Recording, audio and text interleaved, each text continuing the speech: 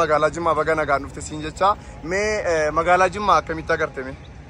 Magaalaa Jimmaa almost waggaa irraa dhufnee turre. Kabajamoo Prime Ministeriin keenya jaalatamaan keenya wajjin ala filannoo sana har'a gin waggaatti hin deebi'e waggaa tokko keessatti wanta arge totally different.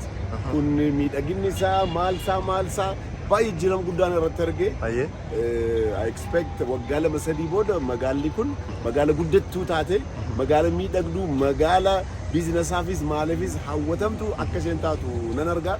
Maaliif jennaan waggaa tokko keessatti jijjiiramni guddaan akkana arguun koo anaaf baay'ee gammachuu guddaan arge.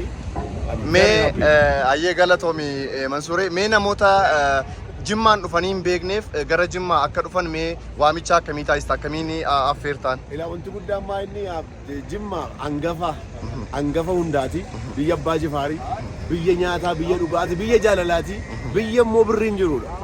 Speeshaalii investoroonni bunarratti dhuftanii asirratti warshaa adda addaa dhaabuudhaan magaalattii keessatti immoo speeshaalii gamoo gurguddaa dhaabuudhaan galii gaarii argachuu dandeessu. Biizinasaafis waan guddaa waan saffisiisaa waan jiruuf chaansii kanatti fayyadama. Ayyee galatoomi baga nagaan dhufte deebi. Thank you so much.